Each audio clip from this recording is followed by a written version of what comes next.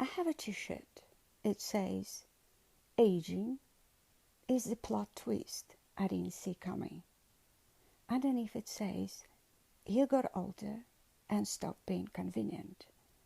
And the longer I sit with that line, the less I think it's about age. Age is just a moment when the old arrangement stops holding. When you're young, people forgive almost everything. Chaos still looks like potential. Anger passes for character, and weirdness gets called individuality. Even bad decision can still wear the perfume of promise. Youth flatters almost anything. A mask can still look like a face. A sharp edge can still look attractive. Everyone assumes you will sort yourself out eventually. Settle down, become easier to place. Then time passes, and the terms quietly change. Nobody's asking for fire anymore. What they want now is a good social temperature. Not truth, but digestibility. Not strength, but a manageable version of strength. Be smart, but not heavy. Clear, but not cutting. Interesting, but not destabilizing. Stylish, but please, easy to have in the room. At some point you look at all that and think, are you serious? Because the real problem was never age. People can survive your grey hair. They can survive your tired face. They can survive the fact that you are no longer some soft-focus miracle with potential.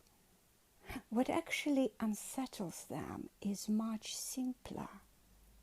You stopped being convenient. That's what they struggle with. A convenient person is society's ideal product. They smooth things over. They allow their emotional temperature. They never bring their full weight into the room. They know how to edit the sentence before it lands too hard. They know when to smile, when to shrink, when to keep the sharp part to themselves. Very useful format of a human being, almost a public service. And there is just one problem. You usually pay for it with yourself. Not dramatically, not in one grand collapse. Piece by piece. Here you soften the line. There you swallow the reaction. Somewhere else, you make your face easy to read. Patience starts dressing itself up as wisdom. Yeah, quite often actually. Surrender gets renamed maturity. Self-erasure learns how to pass as emotional intelligence. It is an elegant system. The bill just arrives late. And then one day it hits you that half your pleasantness was never kindness. It was training. Part of your good character was simply the habit of not taking up too much room inside other people's worlds. Some of your flexibility was fear. Some of your wisdom was just survival inside someone else's expectations. And that is not a pleasant thought, because the first instinct is always to defend yourself. No, I'm just a decent person, polite, reasonable. I know how to be with people. Fine, of course. The question is not whether you know how to behave. The question is the price. How much of you got edited out so everyone else could feel comfortable? How many years did people love the manageable version of you more than the real one? How long was that called maturity, softness, good character, wisdom? Whichever word made the sacrifice easy to swallow. Age does not arrive wrapped in noble calm. Not the magazine version anyway, where a woman in a white shirt finally accepts herself near some tasteful coastline. What comes instead is rougher and less photogenic. A low tolerance for falsehood. What you used to swallow now sticks in the throat. What once felt like I won't make this complicated starts to feel like a slow, polite betrayal.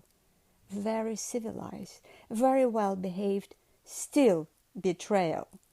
That's where inconvenience begins. Not because a person turns bitter, not because they harden, not because of some lazy explanation called age.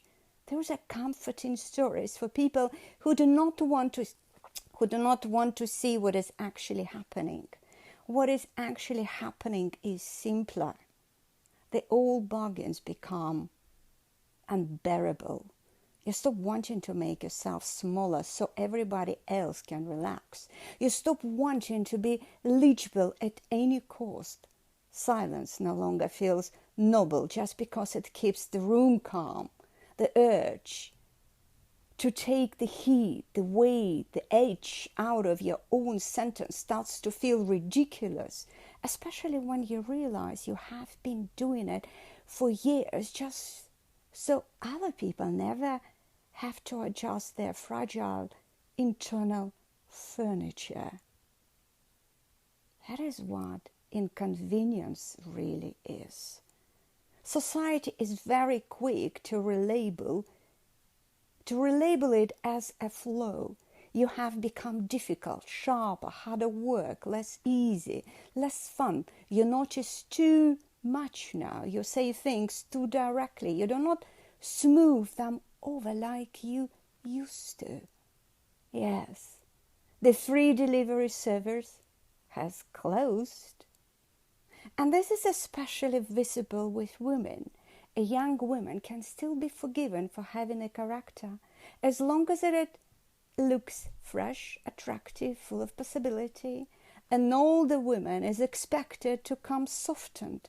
No one wants too much heat, too much clarity, too much actual weight.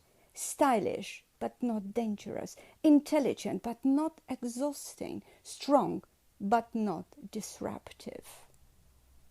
That little phrase, not too much, is one of the ugliest things culture knows how to do to a person. Because what it really means is become smaller, become easy, become safer, become the version of yourself that others can digest without having to do any internal work of their own. And then people wonder why so much of modern life feels like polite emptiness, why everything looks so composed, so correct, so beautifully arranged, and yet the air around it is dead, because the nerve was cut out. Too much had to be sacrificed at the altar of convenience. And if I'm honest, that hot wrinkles is what makes age scandalous. Not time on the face, not change in the body. The real scandal is the refusal to keep functioning as a good interface for other people's comfort. At some point, a person just says, enough. Not loudly, not theatrically, sometimes not even angrily. The refusal can be very quiet, very dry, almost administrative. I'm not doing this anymore. I'm not reducing myself so you can feel more comfortable. I'm not interested in turning into one more well-behaved, socially acceptable emptiness. Too expensive, too boring, too late. That's the moment people start to panic because they did not love you.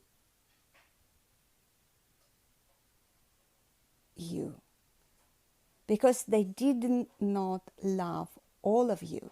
They loved the version that absorbed, the version that translated, softened, diluted, made the air breathable for everybody else. Once that labor stops, some people immediately decide you have changed for the worse. Maybe not. Maybe for the first time you stopped lying. That's why the t-shirt works. Not as slogan, not as irony, not as merch pretending to be inside. It works as a reminder. Age is not the tragedy. Convenience is the trap.